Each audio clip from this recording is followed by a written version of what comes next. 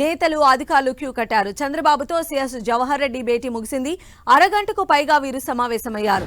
అమరావతి పరిసరాల్లోనే ముఖ్యమంత్రిగా చంద్రబాబు ప్రమాణ స్వీకారం చేసే అవకాశాలు ఉన్నాయి. ఇందుకు అనువైన చోటును నేతలు పరిశీలిస్తూ ఉన్నారు. 2-3 ప్రదేశాలు ఎంపిక చేసి అధినేతకు నివేదిక ఇవ్వనున్నారు నేతలు. ఇప్పటికే ఎయిమ్స్ వద్ద పరిసరాలను నేతలు పరిశీలిస్తూ ఉన్నారు. సో చంద్రబాబు ప్రమాణ స్వీకారానికి సంబంధించిన ఏర్పాట్లు కూడా పరిశీలిస్తున్నట్టుగా తెలుస్తోంది. ఉండవల్లిలో చంద్రబాబు నివాసం వద్ద ప్రస్తుతం సందడి వాతావరణం అయితే కనిపిస్తోంది. చంద్రబాబుకు శుభాకాంక్షలు చెప్పేందుకు నేతలు అధికారులు ఆయన వద్దకు వస్తూ ఉన్నారు. చంద్రబాబుతో ఇప్పటికే సీఎస్ జవహర్ రెడ్డి భేటీ ముగిసింది. ప్రస్తుతం చంద్రబాబు మీడియాతో మాట్లాడుతున్నారు. ఇప్పుడు లైవ్ చూద్దాం.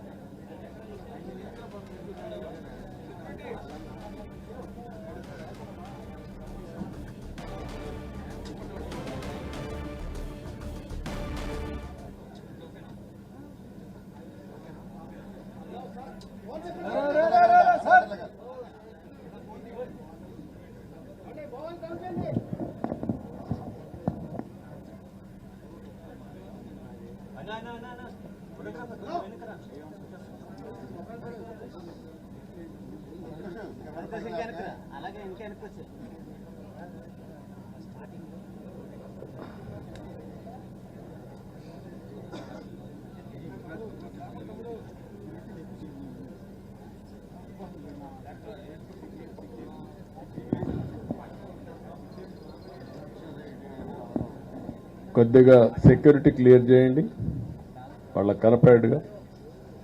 You come back otherwise this side you can come. మీరంతా కూడా ఆ సైడ్ ఈ సైడ్ అడ్జస్ట్ చేసుకోండి.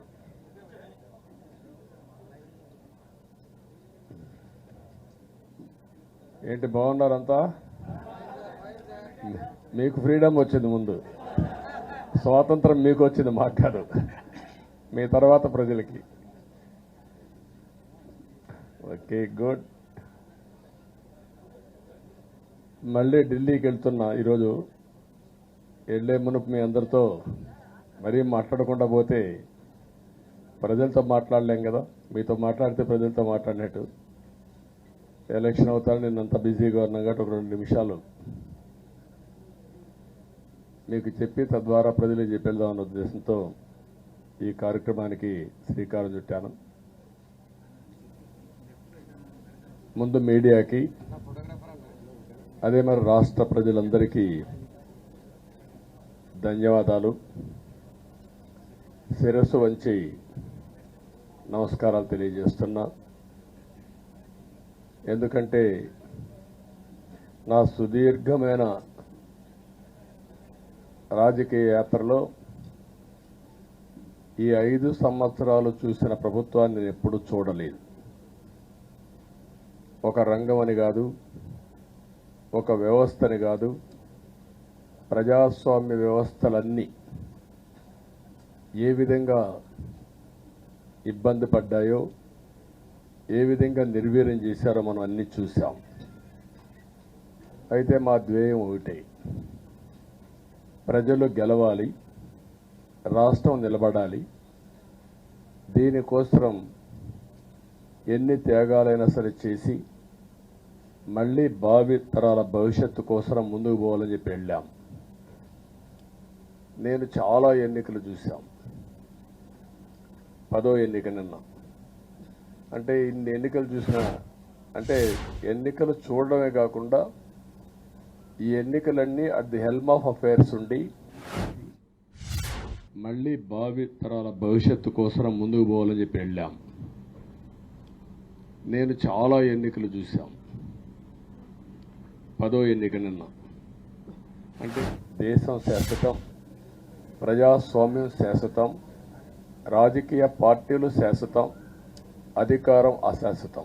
రాజకీయ పార్టీలు కూడా సక్రమంగా ఉంటే మళ్ళీ ప్రజలు ఆదరిస్తారు, లేకపోతే రాజకీయ పార్టీలు కూడా చాలా పార్టీలు కనుమరుగైపోయినాయి. వ్యక్తులు కనుమరుగైపోయారు, రాజకీయ పార్టీలు కనుమరుగైపోతాయి. కానీ ఇంత హిస్టారికల్ ఎలక్షన్ నేను ఎప్పుడు చూడలా. నా జీవితంలో చాలా ఎలక్షన్స్ ఫేస్ చేస్తే కానీ వేవ్ కనపడేది, వ్యతిరేకత కనపడేది. కానీ ఈ ఎలక్షన్లో ఎక్కడో అమెరికాలో ఉండే వ్యక్తి ఒక 5 లక్షలు 10 లక్షలు ఖర్చు పెట్టుకొని నేను రావాలి, ఓటేయాలి, ఈ రాష్ట్రం నిలబడాలి, ప్రజలు గెలవాలి అనే ఆవేదనతో వచ్చారు. ఎక్కడో పక్క రాష్ట్రాల్లో ఎక్కడో కడుపు నిండడం కోసం కూలి పనులకైనటువంటి వ్యక్తులు, పాచి పనులు చేసుకునే వ్యక్తులు సొంత డబ్బులు పెట్టుకొని నేరుగా ఇక్కడ రైల్వే స్టేషన్లో చూస్తే, బస్ స్టాండ్లో చూస్తే భోజనం కూడా ప్యాక్ చేసుకొని తీసుకొచ్చి ఇక్కడ భోంచేసి ఓటేసే పరిస్థితికి వచ్చారు. ఈ కమిట్మెంట్ని ఏ విధంగా వర్ణించాలో నాకైతే అర్థం కాదు. ఏ విధంగా వాళ్ళని అభినందించాలో కూడా అర్థం కాని పరిస్థితి. అనేక ఎన్నికల్లో అనేక అనుభూతులు చూశాం. కానీ మేము అన్ని ఎన్నికల కంటే ఇది ఒక తెలుగుదేశం పార్టీ చరిత్రలో, ఆంధ్రప్రదేశ్ రాష్ట్ర ప్రజల చరిత్రలో సువర్ణాక్షరాలతో లిఖించదగ్గ ఎన్నిక. ఇది ఒక హిస్టారికల్ ఎన్నిక. ఆగస్టు క్రైసిస్ తర్వాత ఎన్టీ రామారావు గారు పార్టీ పెట్టిన తర్వాత 83లో మేము గెలిచాం. అప్పుడు 200 సీట్లు వచ్చాయి. కొత్తగా పార్టీ పెడతానే ఎన్నికలకు వెళ్ళి 9 నెలలు అధికారంలోకి వస్తే 200 సీట్లు వచ్చాయి. 94లో మీరు ఒక్కసారి చూస్తే ప్రజా వ్యతిరేకం వల్ల 3 ముఖ్యమంత్రులు మారడం వల్ల ఆ రోజు మీరు ఎన్నికలు చూస్తే దగ్గర అపోజిషన్ పార్టీకి రిక్వైర్డ్ నెంబర్ అంటే అపోజిషన్ లీడర్గా వచ్చే స్టేటస్ రాకుండా వచ్చాయి. అవన్నిటిని వర్పించే విధంగా ఈసారి ఊహించని విధంగా వచ్చింది. అంటే దానికి కారణాలు నేను ఎక్కువ చెప్పక్కర్లేదు, అనుభవించిన ప్రజలకి అర్థమవుతుంది. ఎప్పుడైనా సరే ప్రజాస్వామ్యంలో ప్రాథమిక హక్కు మాట్లాడే స్వేచ్ఛ. ఆ స్వేచ్ఛనే కోల్పోవాల్సి వచ్చింది. అదే కాదు, బ్రతికే స్వేచ్ఛ,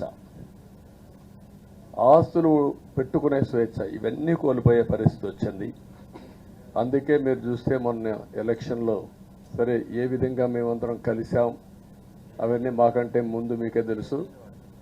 కలిసినప్పుడు ఎవ్రీ ఈవెంట్ ఇవి వేదిక నుంచే ప్రారంభించాం. అక్కడి నుంచి ముందుకెళ్ళాం. ఆ రోజు చెప్పాం, ఈ రోజు ఒకటి చెప్తున్నాం.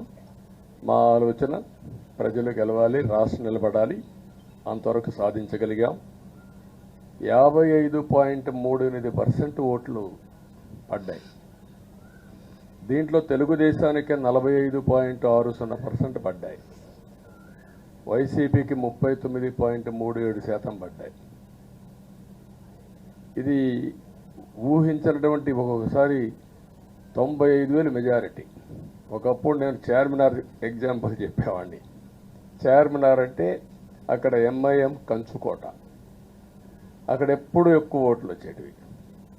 ఆ తర్వాత కుప్పం, సిద్దిపేట పోటీ పడేటి రెండో స్థానానికి.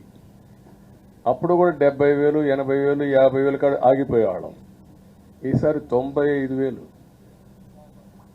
94,000, మళ్ళా 92,000, 91,000. మంగళగిరి లాంటి కాన్స్టిట్యున్సీలు 91,000 మెజారిటీ. ఏ విధంగా అభివర్ణించాలో నాకైతే అర్థం కాదనమాట. అంత ఇదెళ్ళిపోయినాయి. ఇవన్నీ చూసిన తర్వాత ప్రజలు ఇచ్చిన తీర్పు మీరు చూస్తే అహంకారం, నియంతృత్వం, విచ్చలవిడితనం, ఏదంటే అది చేస్తాననుకుంటే ప్రజలు క్షమించే పరిస్థితులు లేరు. అదే ఈరోజు నిరూపించే పరిస్థితికి వచ్చారు. ఒక మాటలో చెప్పాలంటే ఈసారి వీళ్ళు చేసింది గుణపాఠం పాలకులకు కాదు, అవినీతి అహంకారంతో ముందుకు పోయే ఎలాంటి ధ్వంసకారులకైనా ఇదే జరుగుతుందని నిరూపించారు ప్రజలు. దానికి మనస్ఫూర్తిగా అభినందిస్తున్నా. అదే సమయంలో 5 సంవత్సరాలు మా కార్యకర్తల పడిన ఇబ్బందులు, చాలామంది స్లీప్లెస్ నైట్స్, కంటి నిండా నిద్రపోని పరిస్థితి. అక్కడి నుంచి నేను చూస్తే చాలా కడాన మనిషిని హింస పెడుతూ, నువ్వు ప్రాణంతో బతకాలంటే జై జగన్ అనమంటే జై తెలుగుదేశం, జై చంద్రబాబుని ప్రాణాలు సందర్భం చంద్రయ్య. ఇది తలుచుకుంటే ఆ కమిట్మెంటే, ఆ త్యాగాల ఫలితమే ఈరోజు ప్రజాస్వామ్యాన్ని కాపాడుకోగలిగాం. ఒక్క మా కార్యకర్తలకే కాదు, మీడియా 5 ఏళ్ళు మీరు పడిన ఇబ్బందులు, మీరు కోర్టుల చుట్టూరు తిరిగిన ఇది, మిమ్మల్ని సిబిసిఐడి ఆఫీసులో పెట్టి వేధించిన విధానం, అవి తలుచుకుంటే ప్రజాస్వామ్యమే సిగ్గుతో తలంచుకోవాలి. అలాంటి సంఘటనలు జరిగాయి. మేనేజ్మెంట్ని ఒకరినని కాదు, ఎవరినైనా పట్టుకురావచ్చు, ఏదైనా చేయొచ్చు అనే ధీమా వచ్చేసి ఇష్టానుసారంగా ప్రవర్తించే పరిస్థితికి వచ్చారు. అదే సమయంలో ప్రజల మీద, మా పార్టీ మీద సరే, ఈవెన్ జనసేన పవన్ కళ్యాణ్, ఆయనకు కూడా స్వేచ్ఛ లేదు. ఎక్కడైనా సరే విశాఖపట్నానికి వెళితే ఉన్న పళంగా విశాఖపట్నం నుంచి వెకేట్ చేయాలని తిరిగి, అంటే నగర బహిష్కరణ. ఒక నాయకుడిని నగర బహిష్కరణ చేస్తే కారణం చెప్పకుండా ఇంకా వేరే వాళ్ళ కథ ఏముంటుందో మనం ఆలోచించుకోవాల్సిన అవసరం ఉంది. కేసులు పెడితే ఎందుకు పెట్టావు కేసు అని అడిగితే దానికి సమాధానం చెప్పకుండా ముందు నిన్ను అరెస్ట్ చేస్తున్నాం, తర్వాత కేసు డీటెయిల్స్ ఇస్తూ ఉంటారు. ఇలాంటి చాలా జరిగాయి. ఇవన్నిటికీ పరిష్కారం కోసం ఈరోజు మనం చూసిన తర్వాత, ఇది మాకేదో అధికారం అని మేము అనుకోవడం లేదు, ఒక బాధ్యత. మేము పాలకులమే కాదు సేవకులం అని చెప్పి నినాదానికి శ్రీకారం చుట్టారు. ఇవన్నీ గుర్తుపెట్టుకొని పనిచేస్తాం. నేను చాలా స్పష్టంగా సూపర్ 6 ఇచ్చాం.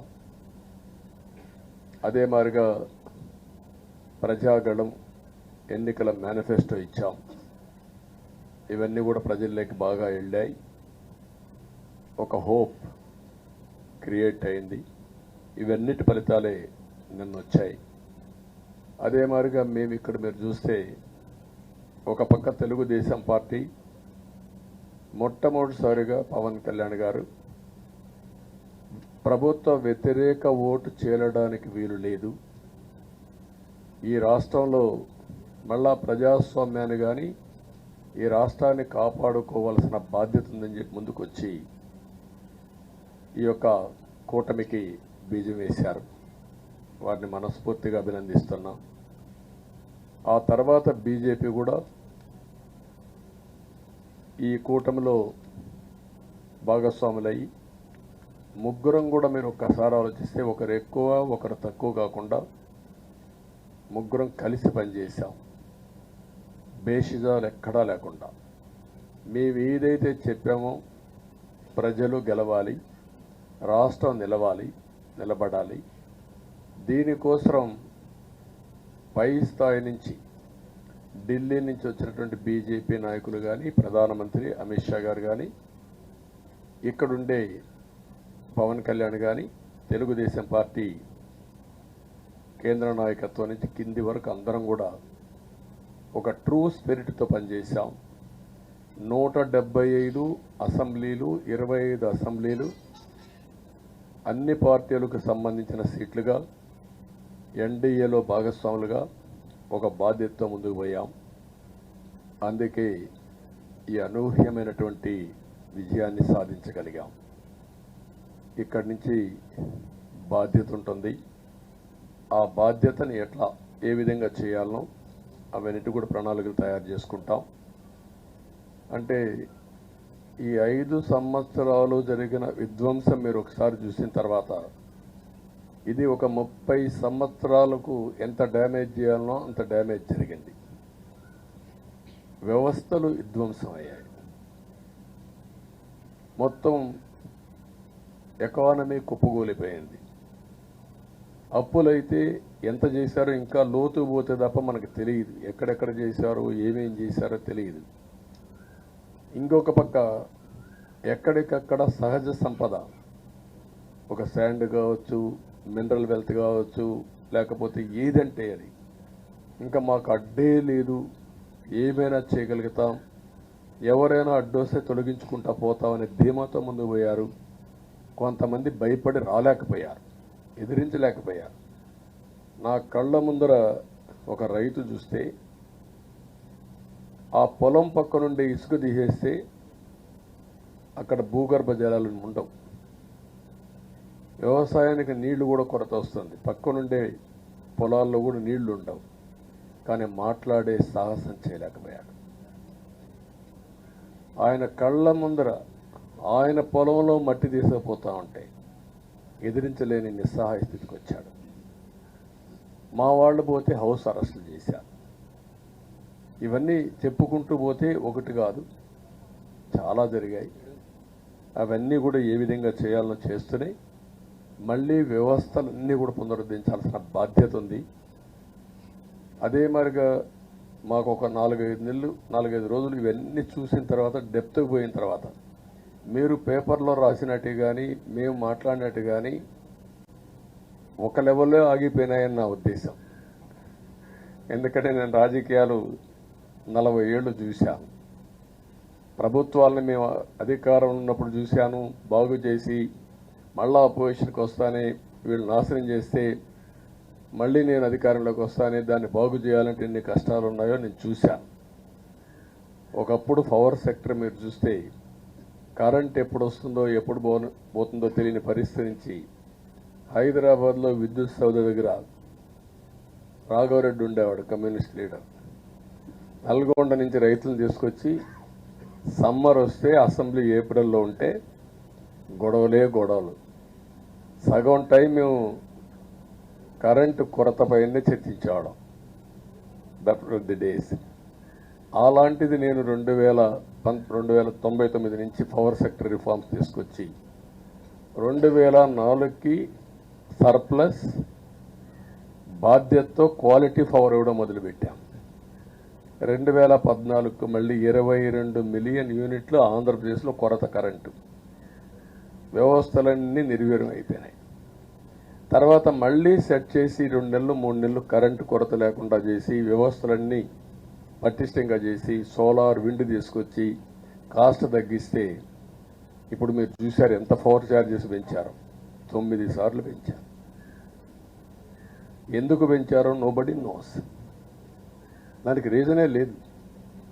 ఇప్పుడు ఎక్కడుందో దాన్ని ఎత్తుక్కుంటే ఎంత లోతు పోయిందో కూడా తెలియదు. దాన్ని ఏ విధంగా రిపేర్ చేయాలి, ఎంత డబ్బులు తెచ్చారు, ఏ పేరుతో తెచ్చారు, అవన్నీ ఒక వ్యవస్థను కాదు, సంబంధం లేని వ్యవస్థతో డబ్బులు తీసుకొచ్చి సంబంధం లేని డిపార్ట్మెంట్కి ఇచ్చారు.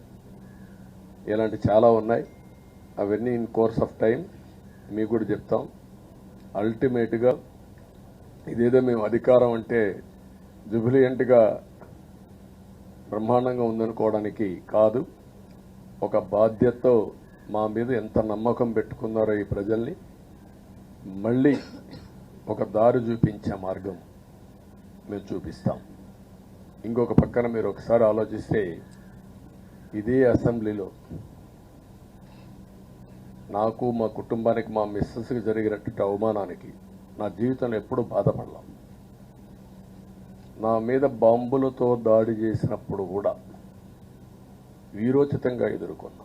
2003 సెప్టెంబర్, అక్టోబర్ నాకు ఇప్పటికి కూడా జ్ఞాపకం. ఆ రోజు నా మీద బాంబులు చేసినప్పుడు చాలా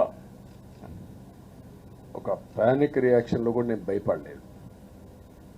అలాంటి వ్యక్తిని మీరు చూస్తే అది ఆ సంఘటన చూసిన తర్వాత ఇలాంటి కౌరవ సభలో ఉండడం కరెక్ట్ కాదని అసెంబ్లీలో చెప్పి దానికి కూడా మైక్ ఇవ్వకపోతే చెప్పేసి బయట వచ్చి ప్రెస్ కాన్ఫరెన్స్ చెప్పి అనౌన్స్ చేశాం. మళ్ళీ క్షేత్రస్థాయిలో గెలిచి అసెంబ్లీని గౌరవ సభ చేసి అసెంబ్లీకి ఎంటర్ అవుతానని చెప్పాను. నేను ఏదైతే ఆ రోజు ఒక ప్రతిజ్ఞ చేశానో దాన్ని నిజం చేయడానికి ప్రజలు సహకరించారు. మామూలుగా సహకారం కాదది. నేను ఇన్ని సంవత్సరాలు చాలాసార్లు చాలా ఎలక్షన్లో గెలిచాం, కొన్ని ఎలక్షన్లో ఓడిపోయాం. ఎలక్షన్లో ఓడిపోయినప్పుడు నేను ఎప్పుడూ కుంగిపోలేదు. ఎలక్షన్లో గెలిచిన తర్వాత గంతులేయలేదు. నిబ్బరంగా ఓడిపోయినప్పుడు ఒక బాధ్యత ప్రతిపక్షంలో ఉండి పనిచేయాలి, గెలిపించినప్పుడు ఒక బాధ్యత ప్రజలకు మెరుగైన సేవలు అందించి వాళ్ళని ముందుకు తీసుకుపోవాలని ప్రయత్నం చేశాం. ఎప్పుడూ ప్రజాపక్షానే ఉన్నాం. అలాంటిది జరిగిన తర్వాత ఈరోజు మళ్ళీ ఇదే అసెంబ్లీకి నేను ఏదైతే చెప్పానో అది చేసి వెళ్ళడం అనేది ఒక తృప్తి, ఒక గౌరవం. ఆ గౌరవాన్ని నిలబెట్టిన ప్రజలను కూడా మనస్ఫూర్తిగా అభినందిస్తూ మీ రుణం తీర్చుకుంటాం. ఏ విధంగా పనిచేయాలో పనిచేస్తాం. మీ ఎక్స్పెక్టేషన్స్ ప్రకారం పనిచేసి అయితే ఎప్పటికప్పుడు మీరందరూ కూడా మేము ఓటేసాం, మా పని అయిపోయింది, ఇంకా మీరు చూసుకోండి కాకుండా ఎప్పటికప్పుడు మమ్మల్ని నడిపించే బాధ్యత, మాకు సహకరించే బాధ్యత, మళ్ళీ రాష్ట్రంలో ఉండే ప్రజలందరం బాగుపడాలంటే ఏం చేయాలో మేము చేసినప్పుడు ఎప్పటికప్పుడు ఫీడ్బ్యాక్ ఇచ్చి నడిపించే బాధ్యత తీసుకోవాల్సిందిగా వారిని కోరుతున్నా. పవన్ కళ్యాణ్ గారిని మనస్ఫూర్తిగా అభినందిస్తున్నా. అదే మరి బీజేపీ అగ్రనాయకత్వాన్ని నరేంద్ర మోడీ గారిని, అమిత్ షా గారిని, ఇక్కడికి వచ్చిన అబ్జర్వర్స్ని, ఇక్కడుండే పార్టీ అధ్యక్షురాలైనటువంటి పురంధేశ్వరి గారిని మనస్ఫూర్తిగా అభినందిస్తున్నా. వీళ్ళందరూ కూడా ఏదైతే ఒక స్ఫూర్తిని తీసుకున్నామో ఆ స్ఫూర్తితో టోటల్గా ప్రతి ఒక్క కార్యకర్త సిన్సియర్గా పనిచేయడానికి, ఏ అభ్యర్థి ఉన్నా తమ అభ్యర్థిగా పాటించి బ్రహ్మాండంగా పనిచేశారు. వాళ్ళందరినీ అభినందిస్తున్నాం. ఈరోజు మా విజయం మూడు పార్టీల కార్యకర్తల సమిష్టి కృషి. వారందరినీ అభినందిస్తూ ఈరోజు ఢిల్లీకి పోయి వచ్చిన తర్వాత ఒకసారి మళ్ళీ ఇవన్నీ ఎప్పటికప్పుడు సమీక్ష చేసుకుంటూ ముందుకు పోతా అని చెప్పి తెలియజేసుకుంటూ మరొక్కసారి మీ అందరికీ అభినందనలు, ధన్యవాదాలు. థ్యాంక్ యూ అన్న.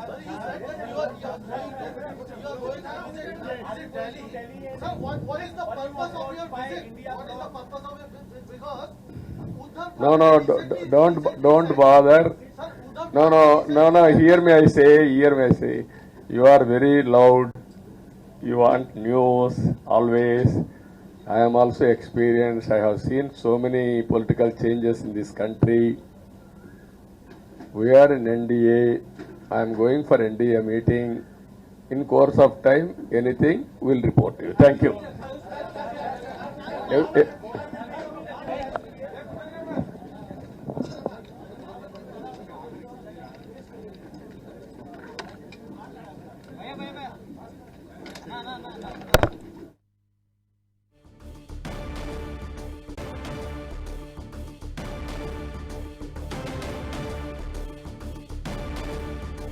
ఎలాంటి వ్యక్తులు రాజకీయాలకు అర్హత లేదో జగన్ హిస్టరీ ఒక కేస్ స్టడీ మీరందరూ గుర్తుపెట్టుకోవాలి. ఈ రాష్ట్రంలో మనం చూస్తే చాలా మంది పాలకులంటే ఎట్టుండాలో పనిచేశారు, పాలకుడంటే ఎట్ట ఉండకూడదో పనిచేసి దాన్ని ప్రపంచానికి ఒక కేస్ స్టడీ ఇచ్చే పరిస్థితికి వచ్చాడు. చాలా మంది ఓడిపోయారు, కానీ ఓడిపోవడం వద్దు, ఇక నువ్వే వద్దని ఓటేయడం డిఫరెంట్. అదే జరిగింది ఈరోజు. దీన్ని ఇన్ కోర్స్ ఆఫ్ టైం చాలా విషయాలు మీకు చెప్పాలి, అవన్నీ వస్తాయి, మాట్లాడుకుందాం. నేను దాని గురించి కాదు, వ్యక్తుల గురించి కాదు, వ్యవస్థ గురించి.